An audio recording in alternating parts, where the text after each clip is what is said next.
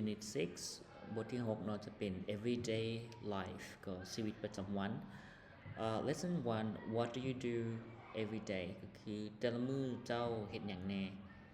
จะเป็นหัวข้อนี้จะเป็น daily routines ก็คือ daily ก็คือประจำวันเนาะ routine แปลว่าชีวิตประจำวันของเฮามีหยังแน่ที่เฮาเฮ็ดแต่ละมื้อจุดประสงค์ของบทนี้ก็แม่นเกี่ยวกับให้นักเรียนเว้าเกี่ยวกับอธิบายว่าแต่ละมื้อชีวิตกิจวัตรประจำวันของพวกเฮามีหยังแน่ก็เท่านั้นนะครับเฮาอธิบายได้ตัวอย่างว่าข่อยตื่นนอนจักโมงข่อยไปโรงเรียนเท่าใดข่อยเฮ็ดหยังแน่ในแต่ละมื้อก็โอเคแล้วสำหรับข้อที่1จะแม่น vocabulary ก็คือหมวดของคำศัพท์ก็จะแม่นมีคำศัพท์ใดแน่มาเบิ่งกันเนาะมีคำว่า arrive เนาะ arrive แปลว่ามาฮอดเนาะบ่แม่นไปบ่แม่นไปเนาะต้องว่ามาฮอด have lunch ก็แปลว่ากินข้าวเที่ยงหรือว่าอาหารเที่ยงก็ได้ have lunch get up แปลว่าตื่นนอนโอเคถูกต้องเนาะลุกจากบ่นอนตื่นจากบ่นอนลุกจากบ่นอนเนาะ get up ถ้าแม่นตื่นนอนจะแม่น wake up เนาะ wake up get up แม่นลุกจากบ่นอน get dressed get dressed เนาะแปลว่านุ่งเครื่องเนาะนุ่งเครื่องสภาพพยายามออกเสียงบ่แม่น get dresses เนาะบ่แม่นอันนี้อ่านว่า get dressed เนาะทางไทยแปลว่านุ่งเครื่องต่อมา make the bed ก็คือเมียนบ่อนนอนเนาะจัดบอนตื่นนอนแล้วเขาต้องจัดบอนหรือว่าเมียนบ่อนนอนต่อมา go to school ก็คือไปโรงเรียน go home คือกลับบ้านเนาะเมืองเฮือน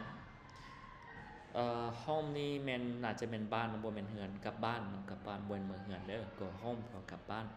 ถ้าว่าเฮือนแม่น houseต่อมาถูเนาะถูแก้วถูหยังต่างถูพื้นนั่นใส่ว่าblush เนาะ blush ต่อมาอาศัยอยู่คำศัพท์นี้จะมีอยู่2เสียงเนาะมีคำว่าถ้าเป็นอาศัยอยู่เฮาจะออกเสียงว่า live เนาะ live แปลว่าอาศัยอยู่ถ้าว่าเป็นถ่ายทอดสดเมียนต่างๆหรือว่าชีวิตเนาะเฮาใช้คำว่า life เนาะ life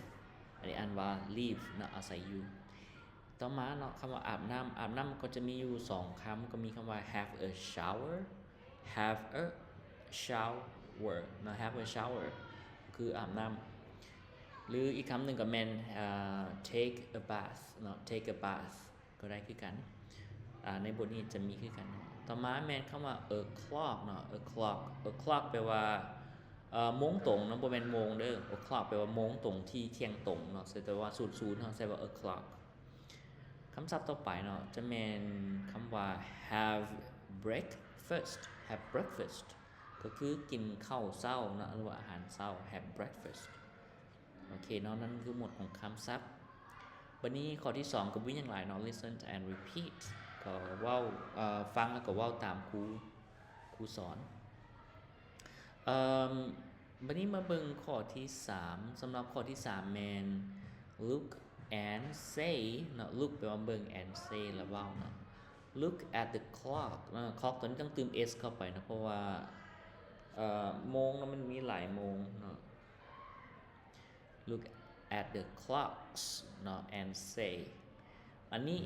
ในนี้เพิ่นจะให้รูปโมงมามีรูปมีอยู่ทั้งหมด6รูปเนาะ6รูปจะมีถ่ายถูกแท้เนาะพวกเราจะต้องเขียนเป็นตัวหนังสือเพื่อให้นักเรียนอ่านได้แล้วก็บอกจำนวนโมงเนาะใส่ในนี้อันนี้ถ้าเป็นแบบนี้นะเฮาจะอ่านได้2แบบเด้อนักเรียนอันนึงคำว่า it's 6:00 ก็ได้เนาะ it's 6:00 ก็ได้หรือว่า it's 6 o'clock เนาะได้2แบบ it's 6 o'clock it's 6:00 ก็ได้อันนี้เด้ it's 6:30 6:30 คำศัพท์ it's 6:30 บัดนี้7โมงตรงเด้ it's 7 o'clock นะ it's 7 o'clock หรือว่า it's 7:00 ก็ได้ต่อมา12โมงเด้ it's 12 o'clock it's 12 o'clock หรือว่า it's 12:00 it's 12:30 เนาะ6โมง12:30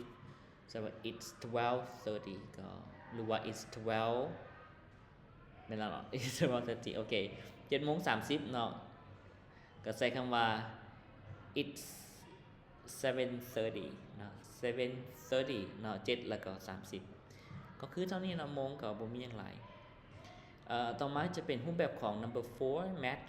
matching คือการจับคู่ match เนาะ match the English with loud words เนาะจับคู่คำศัพท์ภาษาอังกฤษใส่เนาะภาษาตัวอย่างคำว่า have a bath เนาะเห็นบ่อยู่ในนี้เพิ่นอาจจะลงกันนั่นทั้งเทอมมีจะแม่น have a shower แม่นบ่แต่นี่เพิ่นใช้คำว่า have a bath เนาะได้ทั้ง2เด้อก็อาบน้ำคือกันถ้า have a shower จะเป็นอาบน้ำใส่ฟักบัวถ้าเป็น have a bath จะเป็นอ่างอาบน้ำเนาะจะเป็นอ่างถ้าเป็นอ่างแล้วเขาตักขันเอาขัน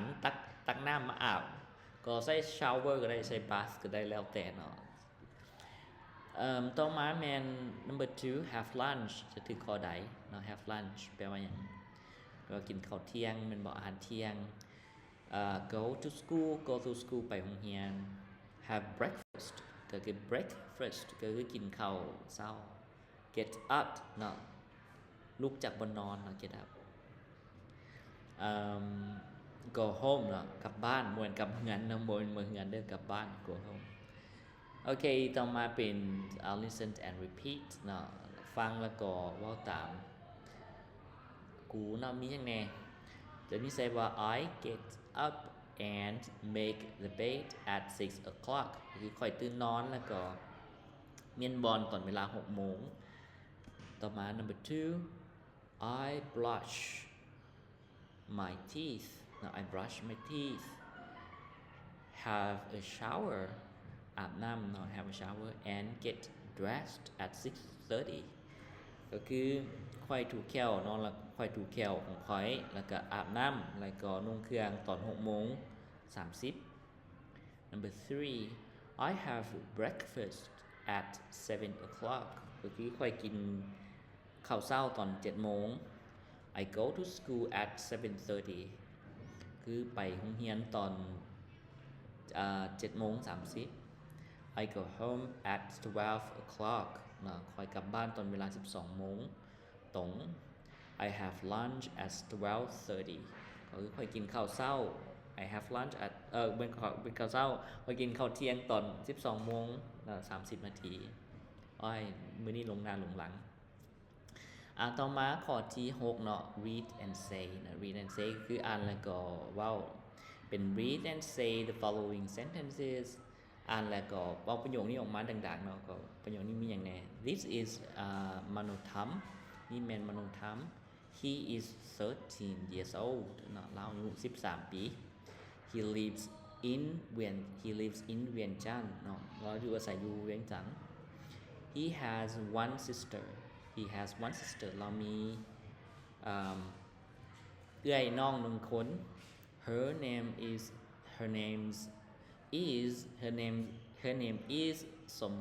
Sumali ชื่อของเราเป็น Sumali โอเคเรามาเบิ่งบรรทัดข้อที่1 number 1 every morning Manotham gets up at 6 o'clock เนาะเบิ่งในนี้เนาะคำว่า gets มี s อยู่นี่เพราะว่ามโนธรรมเป็นบุรุษที่3ที่เฮาเอ่ยถึงเราจะใส่ gets เนาะใส่ s เข้าไป Every morning Manotham gets up at 6 o'clock ก็คือทุกๆเช้าเนาะแปลตามตัวเนาะทุกๆเช้ามโนธรรมตื่นนอนตอนเวลา 6 โมงตรง He makes his bed เนาะเราเมียนบอนของเราHe brushes his teeth and has a shower at 6:30 แล้วก็เราถูแก้วของเราแล้วก็อาบน้ำตอนเวลา 6:30 นาทีถึกแท้นอนคนเขียนแบบซี่เนาะก็เป็นตัวเลขนักเรียนจะฮู้ Number 4 he has breakfast at 7 o'clock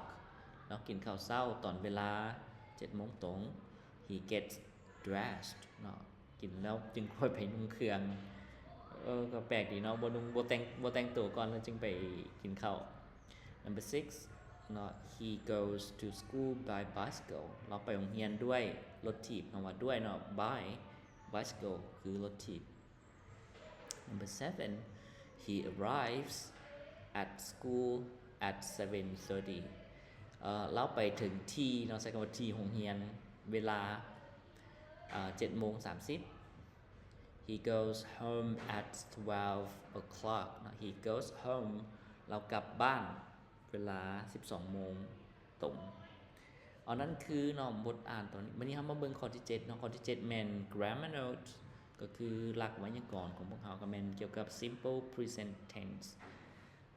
สำหรับตัวนี้เพิ่นจะอธิบายเกี่ยวกับว่าเวลาเฮาจะตืม s และบ่ตืม s ในคำกริยาหรือว่าในคำกรรมะแนวใดถ้าว่าบุรุษเนาะที่เป็น I you we they แล้วก็ชื่อคนเนาะที่มี2คนขึ้นไปแม่นคำศัพท์ที่เป็นคำกริยาเนาะเฮาจะบ่ได้ตืม s ตัวอย่างว่าตืม s เข้าไปตัวอย่างว่า get up เฮาก็บ่มี s เนาะ leave go have ก็บ่มี s เข้าไปแต่หากว่าบุรุษเนาะตัวประธานของพวกเขาเป็นบุรุษที่ก็บุรุษที่3หรือว่าบุรุษที่3จำนวนน้อยเนาะตัวอย่างว่า he she it หรือว่าชื่อคนที่เป็นคนคนเดียวหรือว่า Nina a cat อย่างประมาณนี้เมื่อเวลาเฮาใส่คำกริยาเนาะจะต้องเติม s เข้าไปลงท้ายเสมอเนาะก็ใช้คำว่า gets up เนาะก็มี leaves goes เนาะแล้วก็ has โอเคตัวอย่างเนาะเพิ่นบอกว่า I get up at 6 o'clock my brother gets up at 6:30 คือข่อยตื่นนอนตอนเวลา 6 โมงตรงแต่ว่าน้องน้องของข่อยเนาะตื่นนอนตอนเวลา 6:30 อันนี้แม่น Taze and her family live in Australia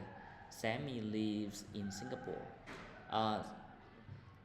Taze ก็คือชื่อคนเนาะเป็นและครอบครัวเราแม่นอาศัยอยู่ออสเตรเลียและก็ Sammy แม่นอาศัยอยู่สิงคโปร์โอเคบัดนี้ข้อที่8เพิ่นให้เฮ็ดหยังแหน่ให้ look and write อันนี้เบิ่งแล้วก็เขียนหยัง complete the following sentences จงเฮ็ดประโยคนี้ให้สมบูรณ์เนาะเพิ่นเขาจะจื้มหยังใส่เลยนี่เพิ่นบ่ให้คู่มาหรือว่าเป็น hint มาหรือว่าให้บ่แสหยังมาเลยมีแต่ว่าให้จำตัวอย่างว่า they to school by bicycle อันนี้แม่นเฮาจะใส่หยังthey go บ่เนาะ go to school by bicycle ถึงแท้จะต้องให้ใส่ก็ว่าเขาจะตืมหยังตืมหยังเข้าในนี้เพื่อมันถูกต้องเนาะเพราะว่ามันมีหลายคำสามารถตืมเข้าในนี้ได้ว่า we เนาะ breakfast at 7:30 อันนี้เขาก็ใส่คำว่า have ก็ได้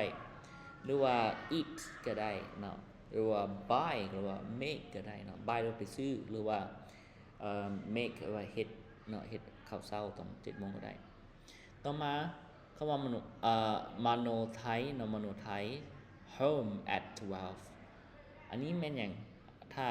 ถ้าเป็นบทนี้เฮาจะใช้คำว่า go home เนาะหรือว่า arrive home ก็ได้by อย่างนี้ได้หลายอย่างเนาะมันบ่จำกัดตรงนี้ใส่ว่า go หรือว่า arrive ก็ได้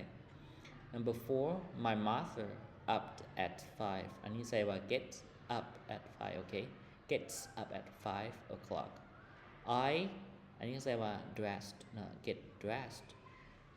โอเคพอเดาได้อยู่เนาะต่อมา you number 6 you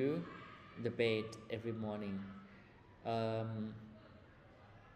อันนี้ใส่ว่า make the bed every morning แล้วก็ she have lunch at 11:30 ตัวนี้มันค่อนข้างถ้าดีแท้ๆเนาะขอแนะนำให้ครูสอนเนาะเวลาสอนนักเรียนหรือว่าพ่อแม่เนาะให้มีoption หรือว่ามีตัวเลือกให้นักเรียนเนาะมี choice ให้เลือกโอเคสำหรับข้อที่9แม่น listen and write อันนี้น่าจะเป็นครูอ่านแล้วก็หมายเลข listen to teachers and put the sentences in the right order อ่านแล้วให้ครูให้นักเรียนเนาะหมายเลขตามที่ได้ยินว่าครูอ่านข้อใดตัวอย่างว่าบุญศรี gets up at 7 o'clock บุญศรีตื่นนอนตอน 7 โมงตอนนี้อันนี้มันแล้วแต่ครูเนาะว่าครูจะให้เป็นจังได๋คือเก่าเนาะเดี๋ยวอาจารย์จะแปลให้ตัวนี้ก่อน he gets dressed เนาะเรานุ่งเครื่องเราผู้ชายนุ่งเครื่อง he has his breakfast เรากินข้าวเช้าบุญศรีเนาะอันนี้อ่านแต่แล้วต่อมา he goes to school by bicycle เราไปโรงเรียนด้วยรถถีบของเราด้วยรถถีบ he brushes his teeth ก็คือเราถูแก้วของเราแล้วก็ he has a shower เราก็อาบน้ำก็คือนอกนั้นทั้งหมดเนาะข้อที่10ก็แม่น look and say ก็คือเฮ็ดเวียกเป็น work with your partner and take turns to talk about your daily routines ก็เบิ่งอย่างหลายก็ให้ก็เป็นเขียนเกี่ยวกับที่จริงแท้ก็ยังให้เขียนเกี่ยวกับdaily routines ของตัวเองเนาะกิจวัตรประจำวันของตัวเองมีอย่างแน่ให้เขียนออกมาก่อนแล้วจึงเว้าเนาะจะดีกว่าใน exercise ตัวนี้โอเคเนาะนั่นคือทั้งหมดของบทเรียนบทที่1เกี่ยวกับ everyday life okay thank you for today thank you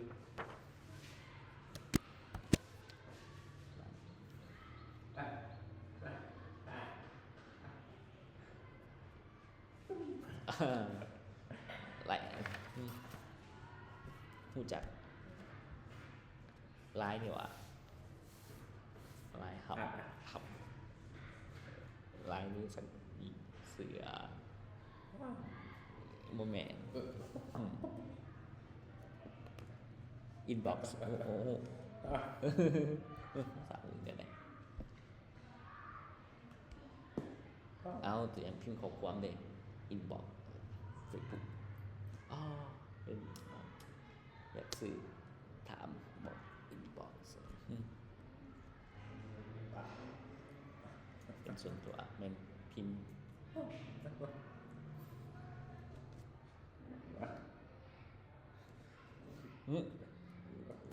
ส่งฟรีนี่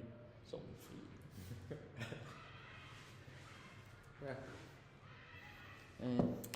เงินเนี่ยอาจารย์เฮ็ดเวียก